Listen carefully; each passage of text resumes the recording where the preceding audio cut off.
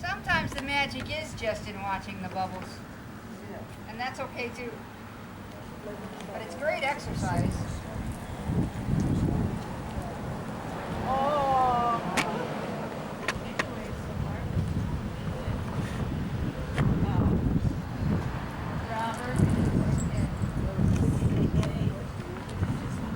Buy the sticks from her.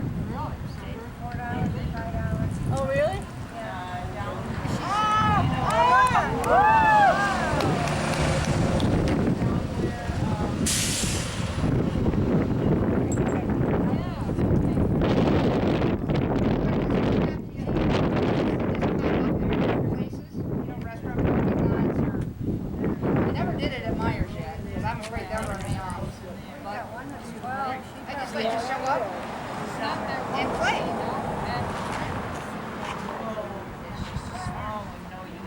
Days that I do that, I take 3 5-gallon buckets, and by the time I come home, I'm empty. But it's so good for the spirit.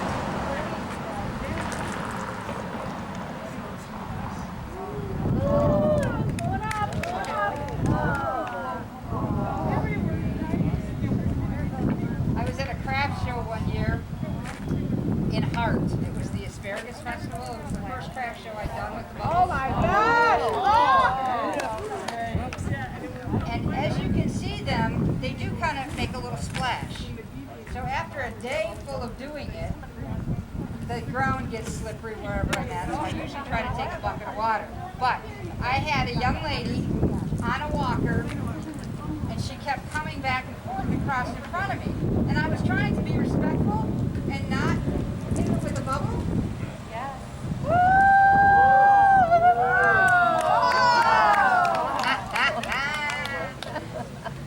So she kept walking back and forth with her walker like this, and I'm making the bubbles, and you see what happens even when people come around the corner. So she came real quick when one was coming, and I was like panic stricken, and she just went, whoop, and away she went. She just wanted to pop a bubble. That was it. That was it. I never saw her again. Some people have their own magic, and their own things that tickle their soul.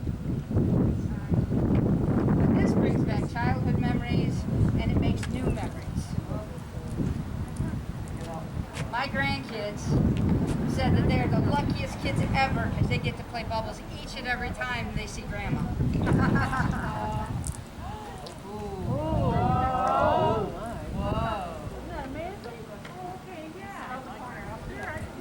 In the winter time, if you make bubbles, when it's like sub-zero, the bubble will make, it will freeze, and it will burst, and it will just sprinkle down. I've done a lot of goofy things with bubbles. One 4th of July, we took, you know those glow sticks? Yeah. Okay. We busted like 3 or 4 necklaces in a small bucket of bubbles. But when you do that, you have to strain you gotta use a Coke filter, because when you snap it, that's a glass vial inside that drains, it'll catch it in the filter. So there's no glass in the bubbles. And it was at night, and we played bubbles, and it was really, really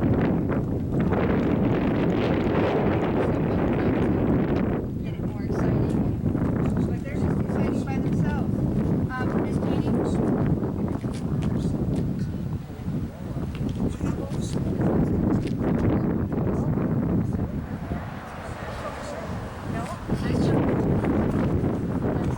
If everybody took great care of their health, if they managed their diabetes, if they used a cane when they were supposed to, and stood up slowly instead of fast, where you lose that, you lose your blood pressure and end up falling. So, anyone else have any ideas what you can do to stay out of the medical care? Vitamins? Yeah, I don't think that'll hurt you. Don't get old. Yes, take your meds as scheduled. Yep. See your doctor. I heard something back there, but I didn't hear what it Throw was. rugs, she said. No throw rugs. Oh yeah. So yeah, look at your house and for trip hazards, and a lot of times we have our therapy department go to a home to look for things like that before we discharge somebody. And of course everybody hates that. I love that rug. I can't move that. I've had that. Yeah, don't take chances with your health and your safety. And then the other thing is, and you're all doing it, you're staying pretty far apart from people you don't live with. And that's good. It'll help keep the numbers down in the community. We've been really lucky at the medical care that we have not had a positive COVID test for residents or staff so far. But when I look at what's happening at all the homes around us, I know our luck could be running out. And if COVID starts spreading fast in Manistee County, our luck will run out. So we are taking a lot of precautions. I'm going to have Sharon start gowning up the way our staff have to do. It's really miserable there right now. When we have a new admission, the new admission has to be in isolation or quarantine for their first 14 days, even when they've had a negative test for COVID before they come to us. We don't take somebody as a new admission without a negative COVID test. Recently, they have said that if you go on an outside appointment or to dialysis, you have to be in quarantine for 14 days. So Sharon's going to show you what our staff have to do every time they enter the room. And the goggles are reusable, but they have to be cleaned between rooms. The face mask has to be changed between rooms. The face shield has to be worn and cleaned between rooms. The gown, I'll have to help her get that on.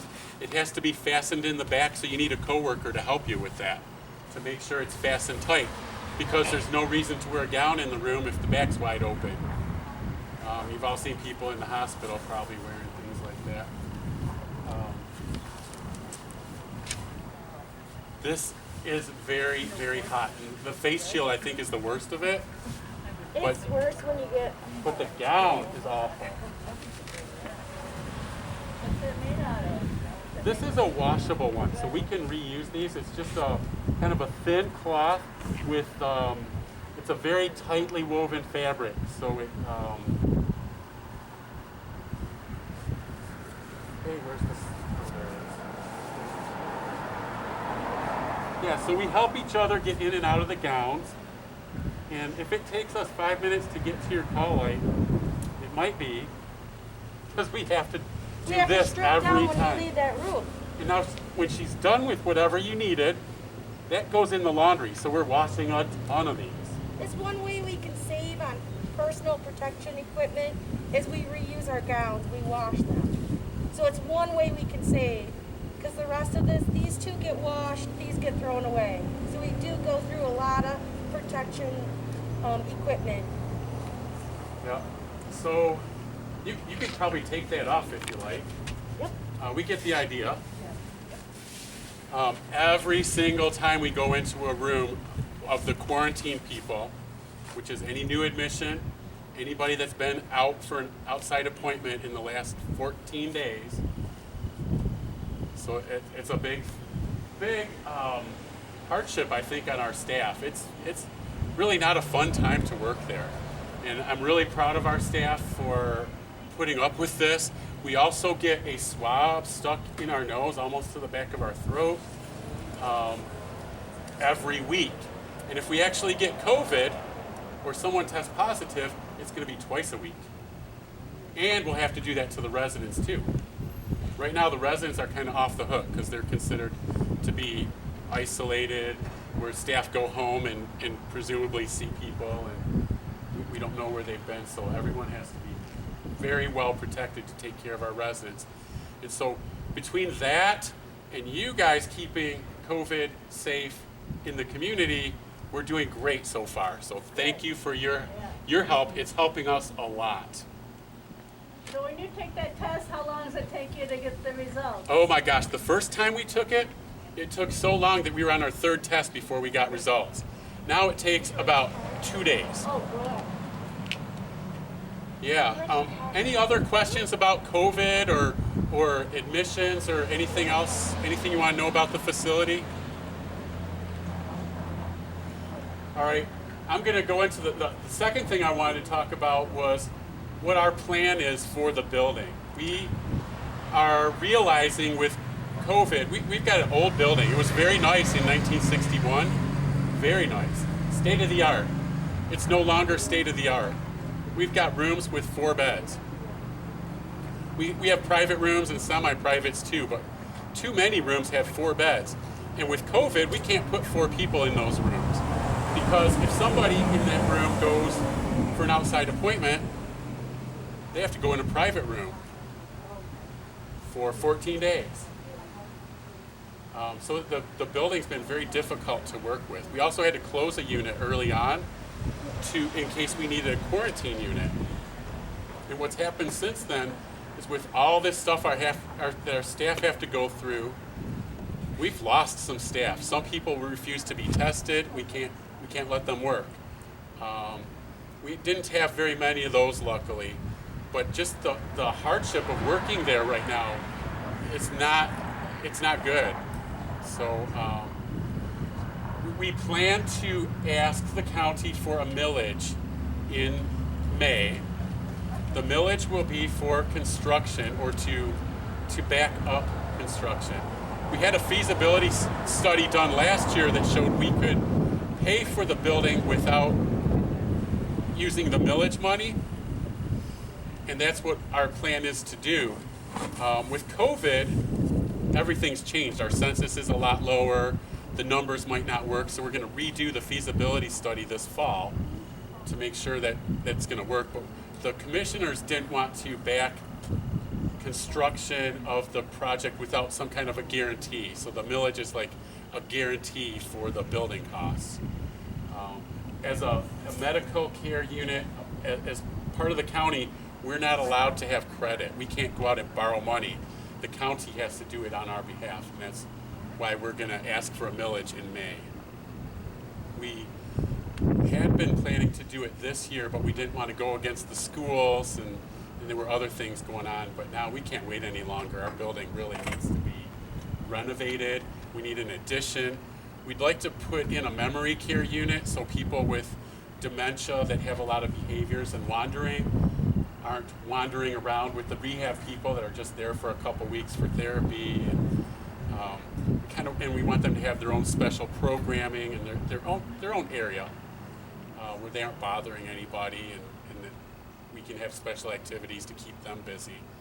You have anything to add to that, Sharon? I'm sorry, I've done all the talking. I know. I have to catch up. I was off talking to everyone, handing out pens. Sorry. Oh. I don't have anything. I'm sorry. I'm Sharon. I do admissions. So if you ever have any questions and call the facility, just ask for Sharon and I'll answer any question I can for you. So our goal is to keep you at home, but we want to be here for you whenever you need us. Yeah. And with our rehab people, we try to get them home as soon as possible. So you might come in after a hip or a knee surgery or something like that. And insurance companies really don't want you to hang out with us very long anyway. So our goal is to work you hard and get you home as fast as we can safely get you home. We don't want you to come back. So when you're ready to go home, we want to make sure you're ready to stay there and be safe and not come back to us. When you have to come back to us, it makes us look bad, like we let you go too soon or something. So, but most stays for the rehab people are 2 to 3 weeks. We do have a lot of regulations that we have to abide by, not only with the federal and state governments, but Medicare themselves.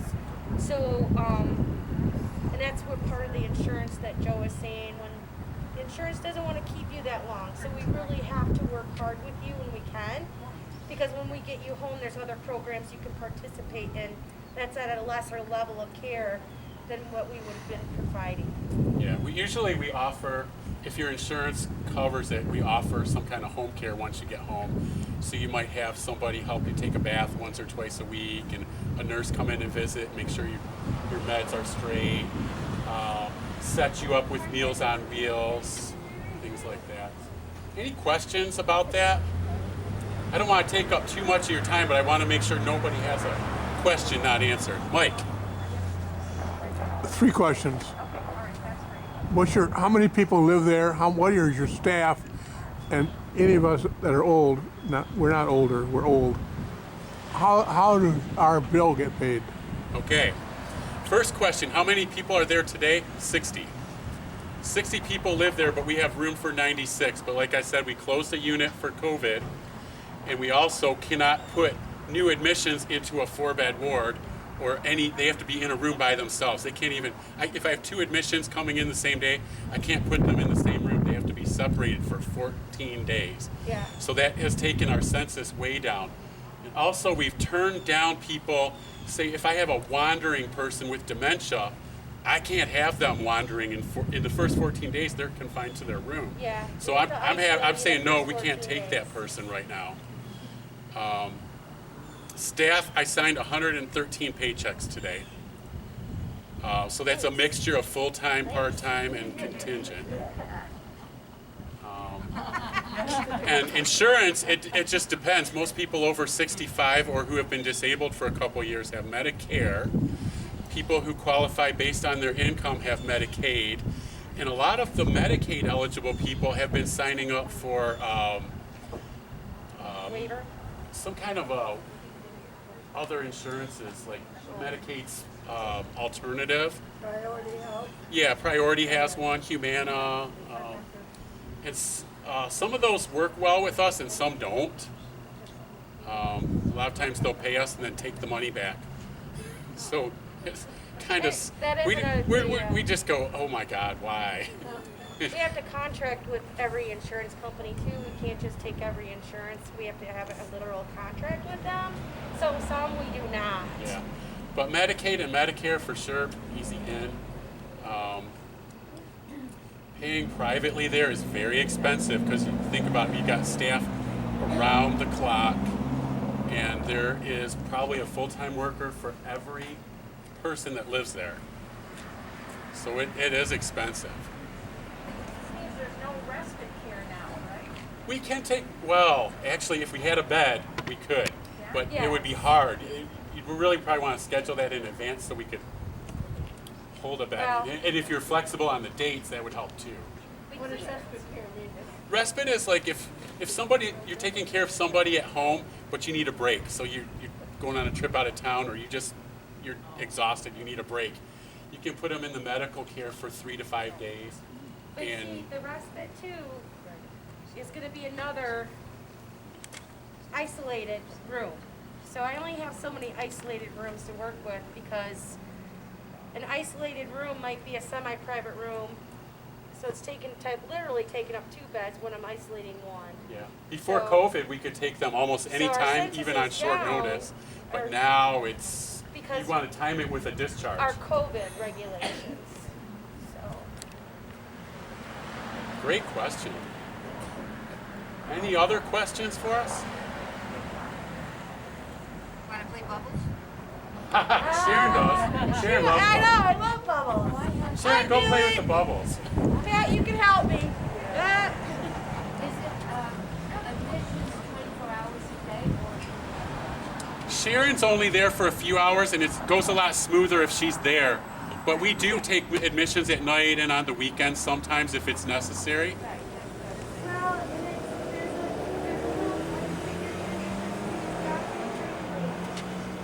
Hey Sharon, start over. That bus was a little bit loud. we do need to get some 24 hours assessments of a primary doctor and some orders in place and et cetera. When it's not like you can just pull in and we admit you. There is some pre-planning to any admission, okay?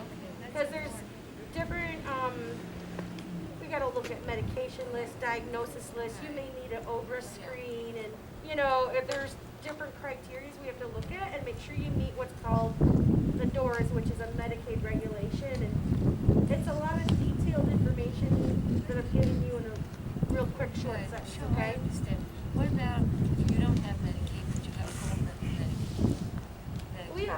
We take Medicare, Medicaid, and most insurance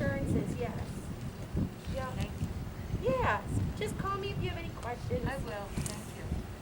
Any more? Thank you very much. Thank you. And thanks again for taking care of yourselves, because that is helping us a lot. Thanks for wearing your mask. Now we gotta go to work here. Oh, that takes a second. Come on, Sharon. This is what it looks like here. This is your client's. Come in and we do a consultation for you. And then moving forward from there, quite often an appliance is covered by. I have one more question. Okay, I got a couple of women down here at the senior center. Tell me who you are and why are you here? Okay, I'm Jana and this is Rachel, and we are from Honest Dental Solutions and Sleep Apnea Solutions, and we're here talking about the importance of good oral health and of good sleep health and how all of that affects the body. So at Sleep Apnea Solutions, we offer a free consultation for sleep patients to see how well they do and simulate what happens in their airway when they sleep. And through this, we can go from there and recommend home sleep studies or go to the hospital if the patient prefers to go for a sleep study, and as well as we work with medical insurance for oral appliances. Grab that oral appliance. So we offer an alternative to Cpap therapy. Patients who wear Cpap have to wear a mask on their face at night that forces air down and keeps their airway open. What we're Now, offering. what does this look like? So this is a custom oral appliance that we do customize to the patient, and this is almost like a retainer that sits in the mouth, and it keeps the airway open and keeps it from collapsing. So what is your position in your mouth when you're sleeping then? It's different for everyone, and we do specific testing with each patient, so it's the best position for that patient to keep their airway open. So every patient is positioned differently. But if your mouth is closed, you still can't breathe through the mouth.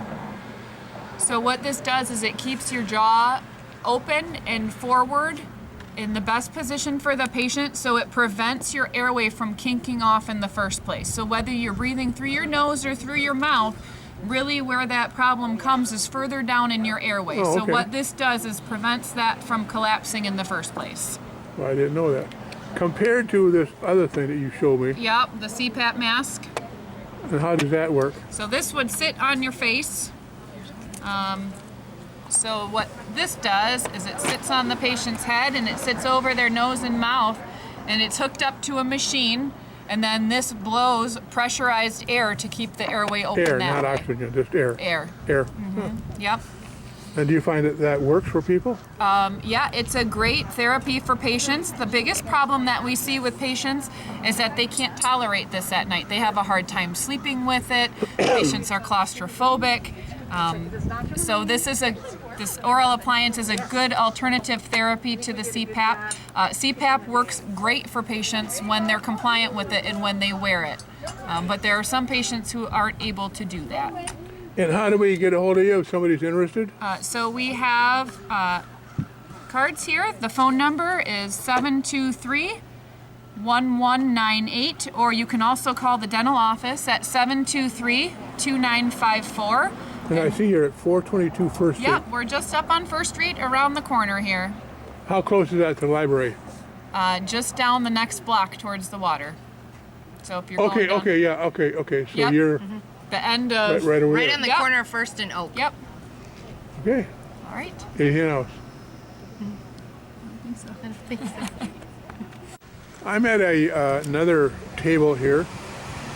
Tell me who are you and who do you represent? Okay, my name is Judy Owen, and I represent Coastal Woods Vision, an optometry practice that does eye exams, and we can do some special testing, all of those type of things. That we sell glasses, we fit people for glasses. Where are you located? Contact lenses.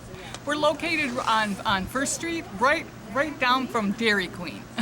So you're where Dr. Vish used to be. Yes, we are. Yep. Dr. Pamela Lynch has purchased the practice, and Dr. Allen is still working at the practice, and He's been there a long time. He's been there a long time. If you're so smart, tell me what Dr. Allen's passion is.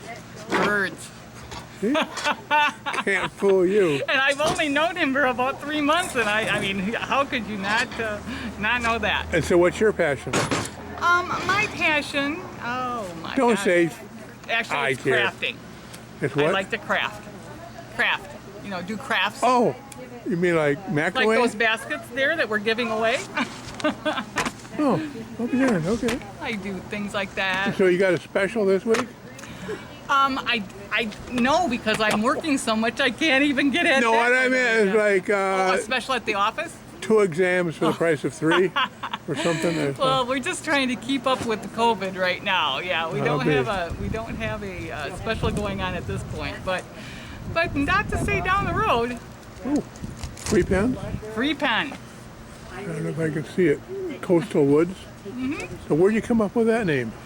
Dr. Lynch and her husband came up with that name because it's kind of by the coast and it's they love the woods and.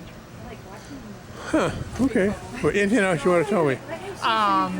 Just that we're taking new patients, and so if anybody would like to come, our phone number is 231-723-911 or 9911, and we'd be happy to do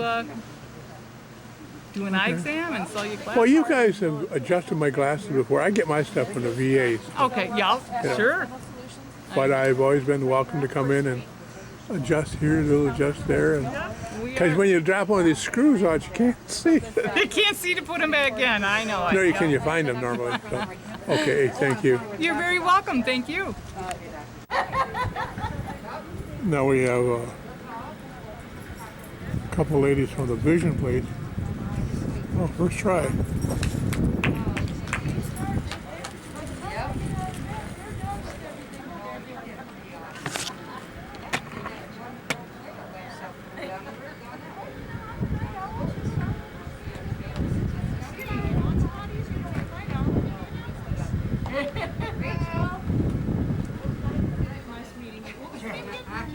Jeannie, good to meet you.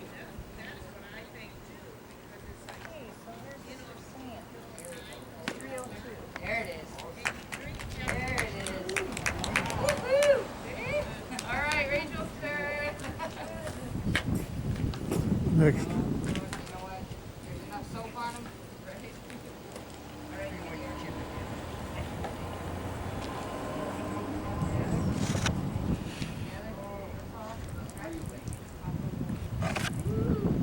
Whoa!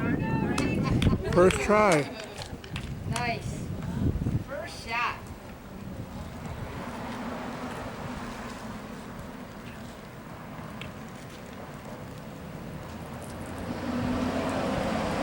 Turn your body just a little bit towards the water because you can feel the wind behind you.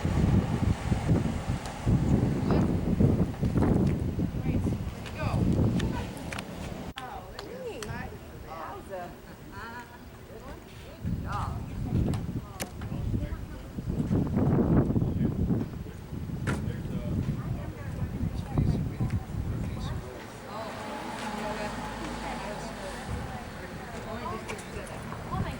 My purse is at upstairs. My husband. Because I was selling it. That's all I did. And I took like 25 gallons.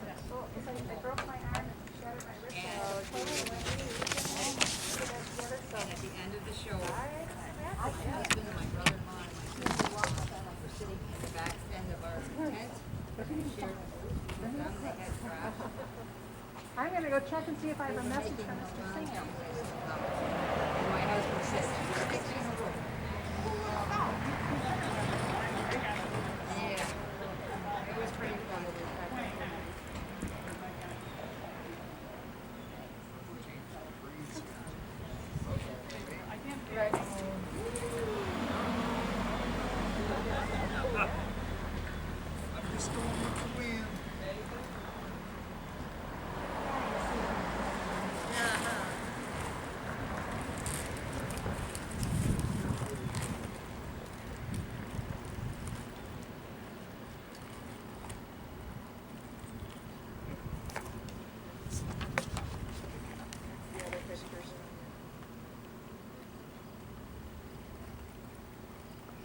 This is about all the excitement I can handle. My heart is just racing. Like being at a Ludington Manistee basketball game.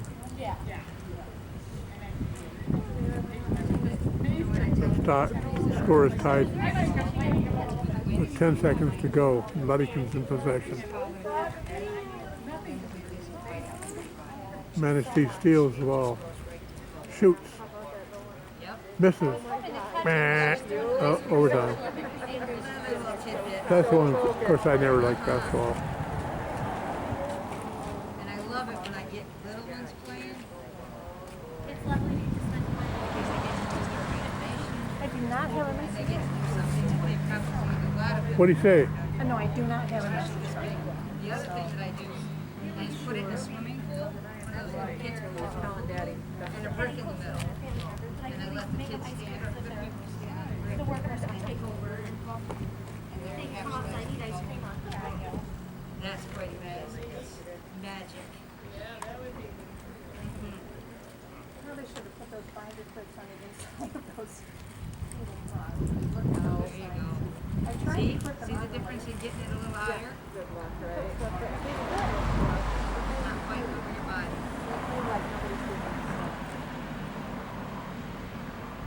Well, I went through 2.5 hours.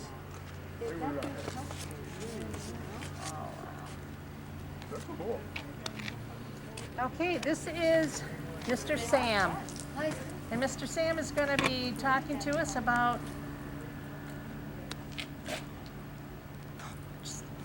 Indian history. local history and culture.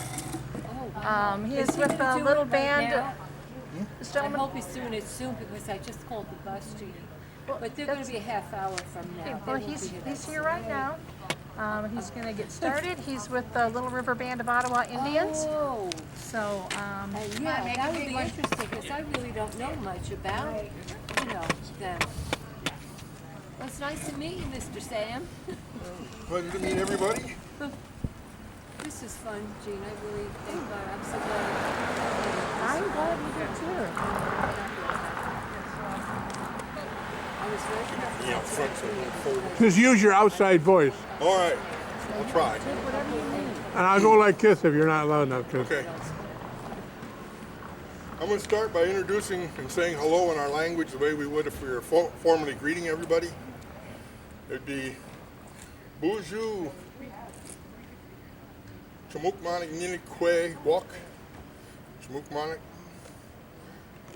Migizi Ina Bandama Ki Indishnikos, Gachin Zibi Dawa Anishinaabe Indojaba, Nimkid Indodam, Namanitagong Endat, Nus Dishnikos Apeanka, Gashi Dishnikos June, Minawa Gachingimakwe. That's a basic introduction where you say hello, bonjour, it's a formal hello. Then you tell people your name. My name is, in our language, it translates roughly to eagle sees the world in the dream. Or sees the world as a dream. Right, eagle. And then I told you that I was from the Little River Band of Ottawa Indians, that I lived in Namanitagong, is what we called this area, the land under the trees, that my clan, Dodom, was Thunder, and that's important because if you're Thunder clan, then we're cousins. Not way down the list cousins, like first cousins. Like if I come to your village and you're a Thunder Clan member, you're supposed to take me in and treat me like a family member. Same as if you showed up here and we're Thunder Clan, we'd have to do the same thing as a clan. Then I told you my father's name, which was Clouds Come Together, Apeankat, and my mother's name, which was June because her heritage was mostly Gaelic, although there was some from a Canadian tribe that we couldn't fully verify. So she was also known, because she was only about 5 foot tall, as Gachingimakwe, little bossy woman. Little bossy. She didn't say bossy, she always said it was little boss woman, The Gaelic is what caught my ears, though. It's all interesting, but the Gaelic. Yeah, they're Brune and O'Shea. Brune and Forshey. Okay, my One mother was born Brune in from Ireland. Scotland, O'Shea from Ireland. Yeah, Yeah, that's what I our was background. wondering about. Yeah. Somehow we got along with those folks. Might be the like of potatoes, I don't know. But Little River Band of Ottawa Indians, if you go back and you start looking in history and you don't read Our People, Our Journey, which is our own history, we wrote it, had it written, you won't find their name anywhere necessarily. Because we're part of what was called the Grand River Bands of Ottawa Indians. We were the 9 villages that were mostly in the north. Here, Indian Village or Indian Town in Mason County, near Notipacago, the place of skulls. On the Pentwater River, the White River, and northern Muskegon River near Newaygo. Also, we did have villages on the Grand River that were there. My great-great-grandfather, Packatush, was the head man of one of the villages on the Grand River. Out about 3/4 of the way from Grand Rapids to Grand Haven, where they now call it Battle Point, right near Indian Bayou, which I don't think it was called Indian Bayou when they were there. It's amazing that a lot of folks in this county don't know any of the history of the Net tribe in this county. Yeah, well, I'm a transplant myself, but I'm interested in what you're speaking about. And the reason for that is, of course, our history is pretty colorful for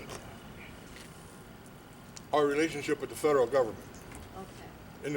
In the federal government relationship, we signed the Treaty of 1836. Look, you're gonna get all bubbly. Sorry. Sorry. I had to make the last one, guys. Sorry. I Thanks thought it was everybody nice, for but playing. I was just hoping nobody got, bubble blinded or something. I like this guy. And we made that treaty, which ceded most of Michigan, what is now Michigan, to the federal government. In fact, the land they ceded was handed to the state of Michigan before it was a state, and that allowed them to have enough territory to become a state in 1837. The reservation was to be established on the Pierre Marquette River. Now, I usually, if I'd have thought about it, I'd have tried to find a way to bring some pictures so you could look at stuff and understand what I'm saying. The problem with that is, of course, would you like a chair? I can stand up. I can move around there too. It's harder to hit without fruit and stuff. But we were signing the treaty, and we set up that there would be certain reservations in areas. Now, the map they used wasn't very good, although it was supposed to be the best map of Michigan at the time. I looked it up and found an interesting little tidbit fact. It said it was drawn by a Frenchman named Dupere, D-U-P-E-R-E, and he was one of the best cartographers of his day. Yeah, there was also a footnote that said he'd never left his own city block in Paris. So he was drawing maps from everybody else's So notes. he was from Paris. Yeah. He was living. No, he was living in Paris because he never left his. He never left Paris. But he took all the notes from people and drew maps, Yeah. and they all agreed that the maps were so fine. Because the map of Michigan he's got, the west coast runs it kind of at a 45 up to the little triangle at the top, which, as we know, isn't the case. It was a little tough because it was the map they were using, because they said they would use the Pierre Marquette River, which nobody living on this shore knew about, because we didn't have a Pierre Marquette River. Namanitagong ZB, land under the Trees River. South of us, Notipacago ZB, or Nindabaketong ZB, place of skulls and skeletons, river. What a strange name. Well, that's because the area, about a 4-mile stretch of it, had bodies that would wash out of the burials in the bank, and they would just set the remains up on the bank for somebody to come along and rebury them. I see. Oh. So they looked at it and they saw it was all a place where all these skeletons were, so they called it the place of bones. Yeah. Skulls are the place of bones.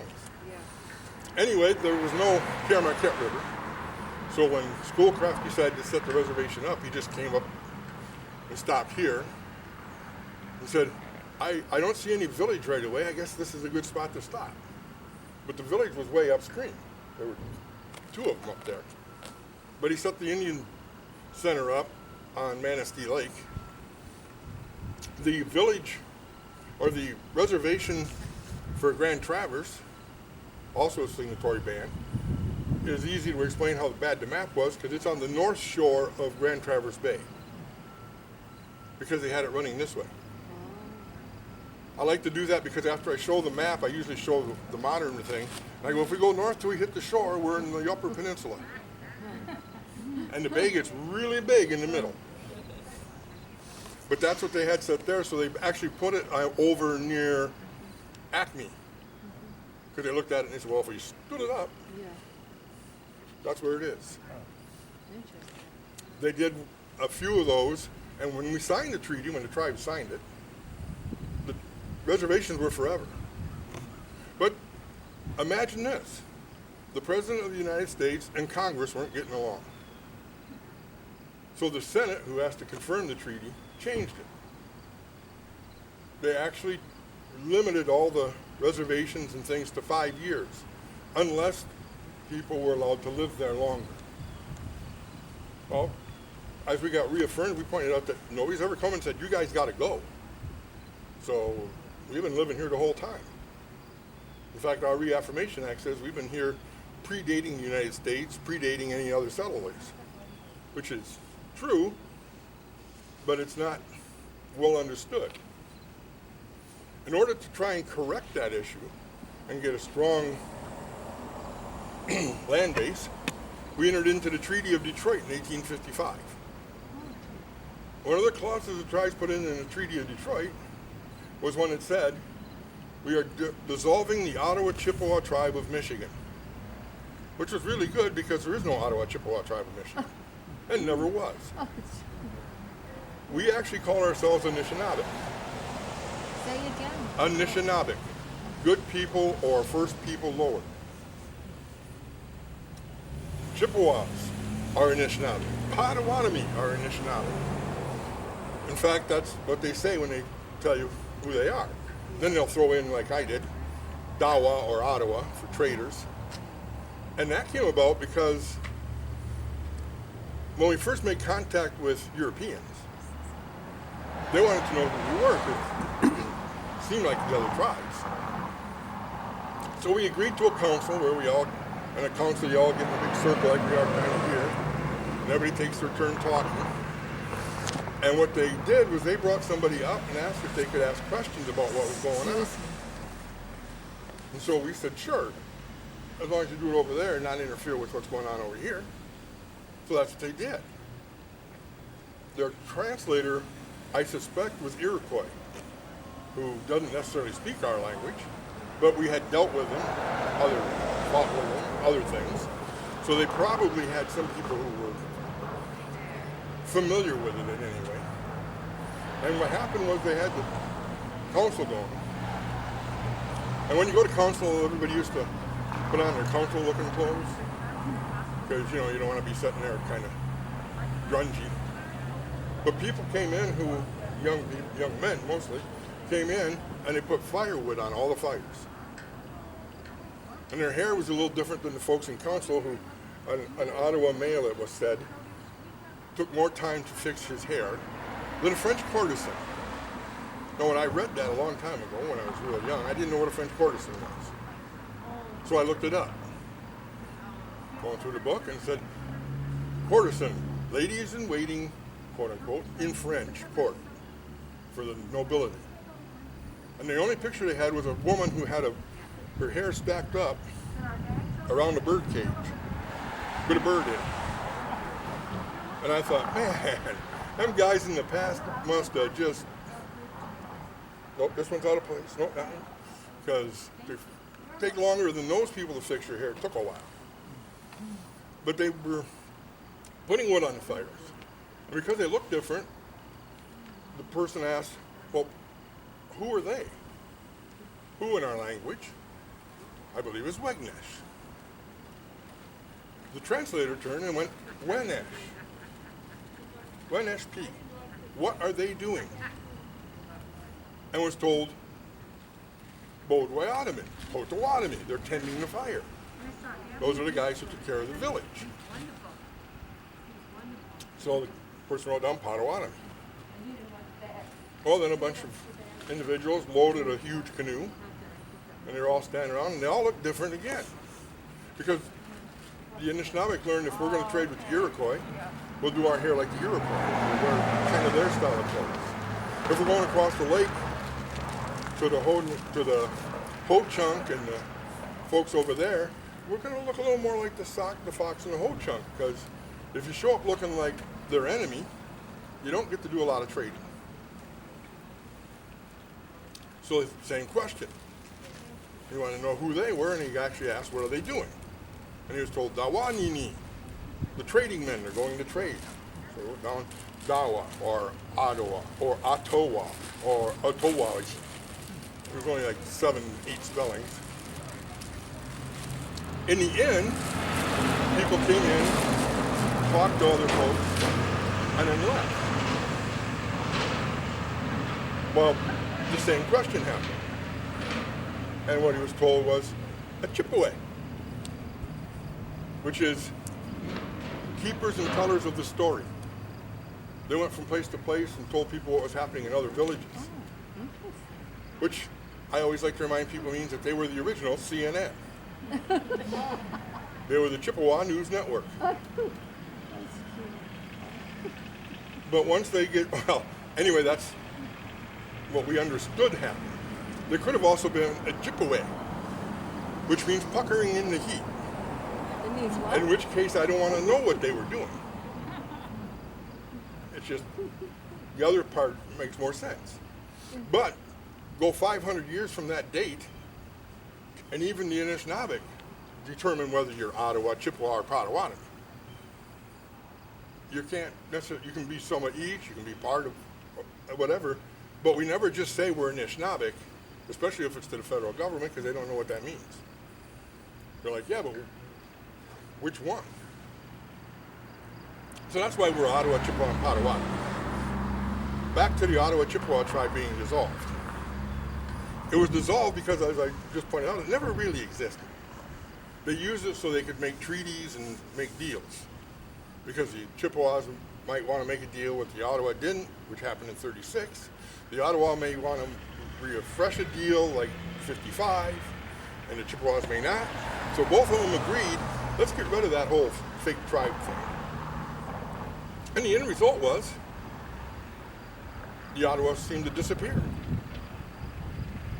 Suddenly, if you look in old history books or old textbooks about America, the Ottawa were all in Canada, never in America. Can't be helped, don't know why. The Ottawa disappeared, the Chippewa did not. The Chippewa tribe, Sault Ste. Marie and Bay Mills, stayed right where they were. So from that point forward, at varying times, Little River Band and its members under various names told the federal government, hey, we're still here. Can you recognize us? Can you serve us? Can you do what you're supposed to do? And in 1935, following the Reorganization Act, the Indian Reorganization Act, who were renegades, subject to be arrested.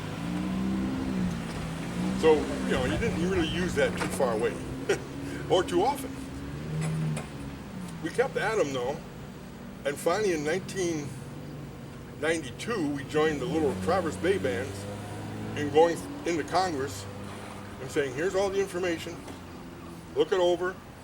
We'd like you to reaffirm that we've never left and we've never ended our relationship with the government, which they did. Public Law 103, 103rd Congress, 324th Act they passed, says that the Little Traverse Bay Bands and the Little River Band of Ottawa Indians have always been in a government-to-government relationship that the federal government dropped.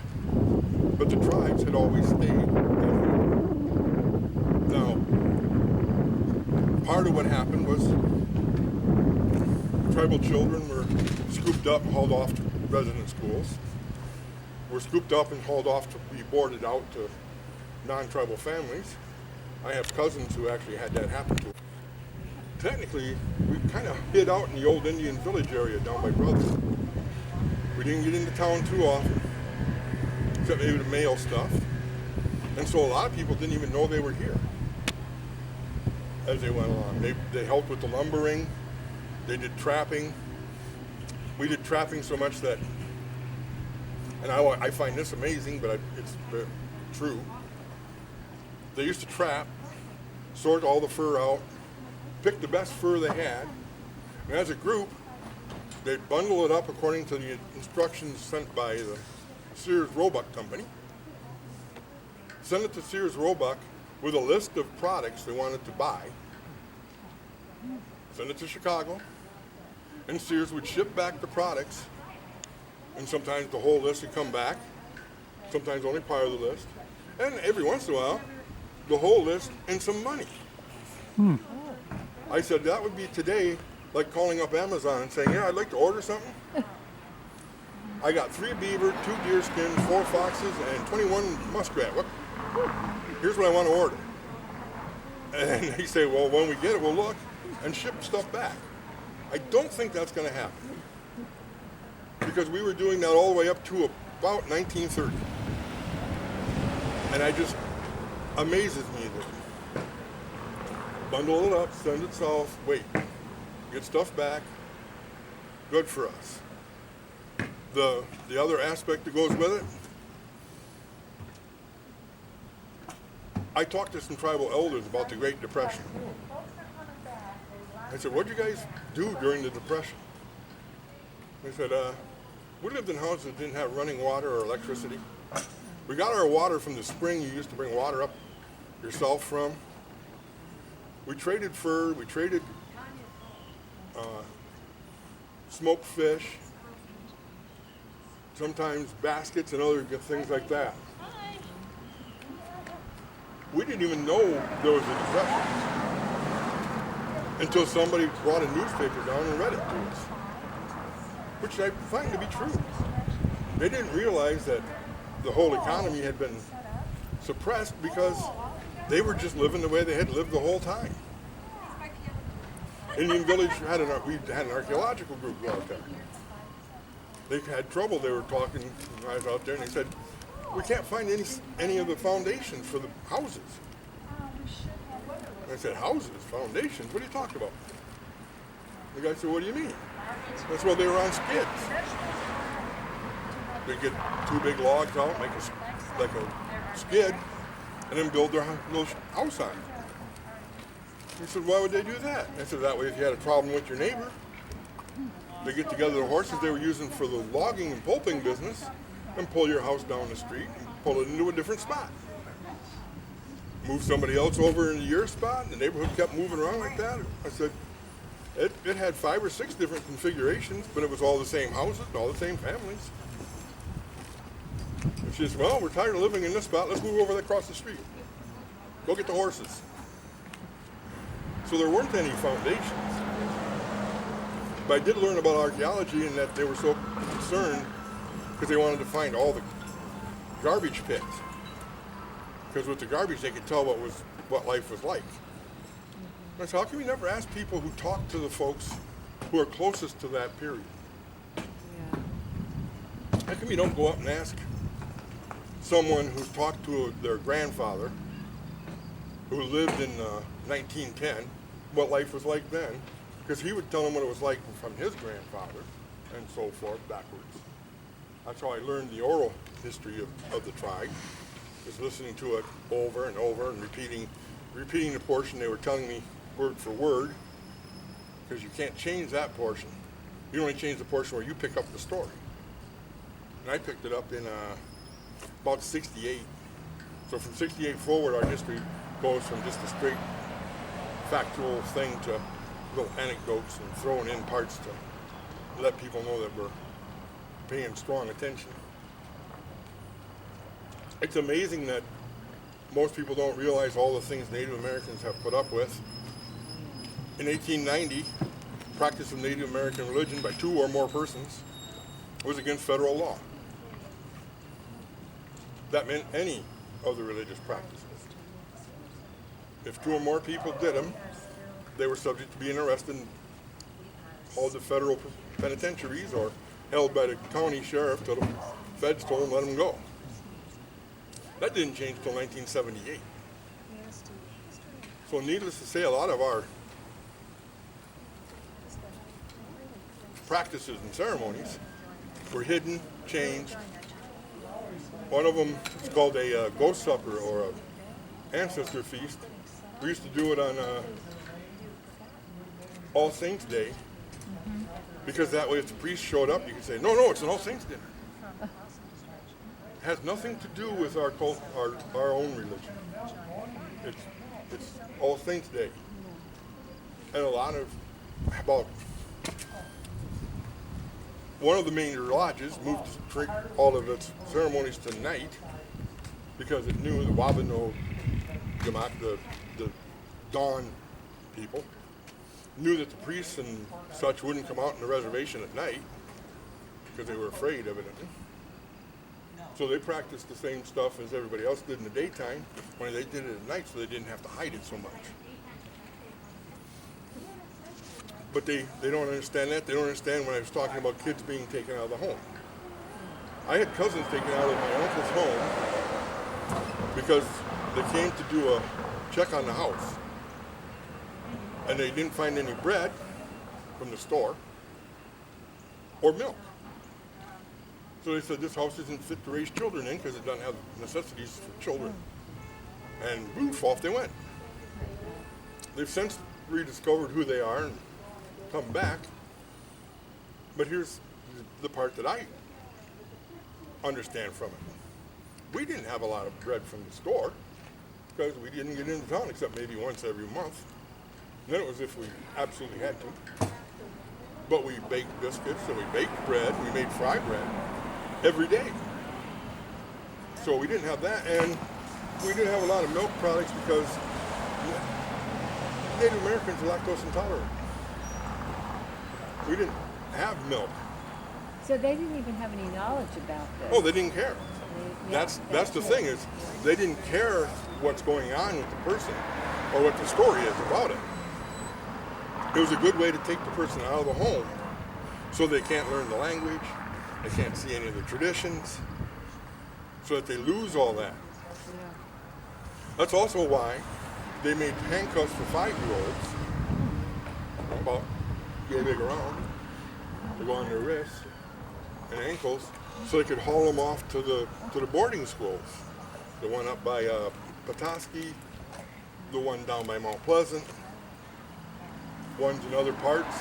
And when they got to the boarding school, they got their hair cut, they got their clothes taken away if they had regular traditional clothing on. They were told they didn't have that name, they couldn't use the language anymore. And they just lost who they were. And that's one of the reasons we have so much trouble with the language today is a lot of people didn't use it because they were afraid if I use it and we're in Myers, somebody will know that we're native and they'll know we got children, and that means they'll come and get the kids.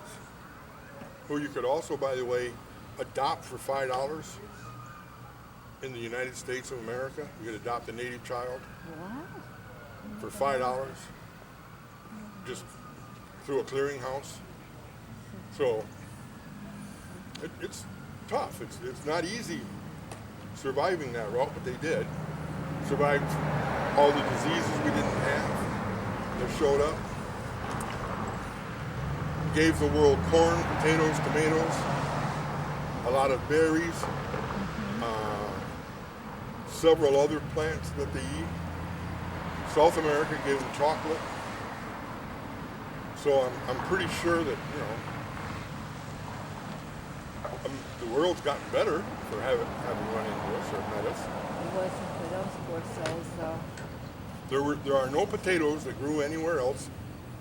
Tomatoes were here, and when they gave them to Columbus, he thought they were a different plant that's in Europe.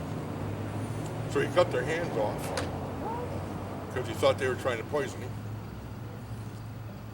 I can't believe I'm hearing this. Corn was growing here, but it doesn't grow it never grew wild. It was something they crossbred enough to get. Wild rice isn't really a rice, it's more of a grain than rice is. And it's actually a little healthier, but it takes longer to cook. The corn we had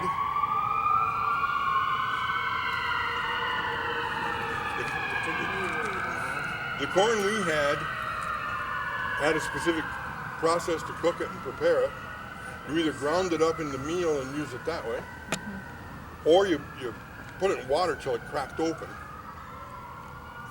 and then you cooked it in that water, and it was actually very nutritious. Of course, they got to Europe with it, and they forgot how to cook it, so they fed it to their animals, found out they could grow it and feed it to their animals, and have more room for the stuff they knew how to cook. It's an interesting history in that even today we feel sometimes like we're invisible.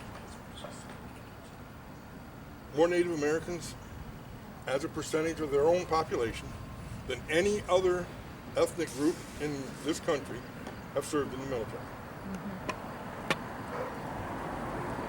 When asked why, they say because it's a person's responsibility to defend the people in their land. So they all join the military. Native Americans tend to not be in any of the discussions. What discussions do you hear about? Well, they talk about Hispanics and blacks and whites. Occasionally they throw in Asians. We must be that group that is thrown in when they finally say brown people. Because we are kind of down the list. History records, the Nazis' Holocaust. And it's true the Nazis killed 6 million Jews or so. Of course, on this continent, when Columbus arrived, there were probably 150 to 200 million people. When the Pilgrims arrived, there might have been 10 million. When they finally stopped the Indian wars and making treaties, there were 2 million. And that's where we are expanding from or hanging on from, is 2 million. We're also the only ethnicity that in the past had to prove what degree of ethnicity you were. If say you're black and you have somebody who is in your past, in your family treated black, you're black. Thank you. I'm sorry I have to leave. That's all right. If you're any other ethnicity, you just say, that's what I am. If you're going to prove you're Native American, you have to show that you reach a specific level of Native American blood, or you don't count most of it for the federal government, or it didn't. Now, once tribes got to be recognized or reaffirmed and realized, wait, we can define who's in our tribe and who isn't, that started changing. But until that point, you have to be 1/4 Native American to be Native American. Otherwise, you're not.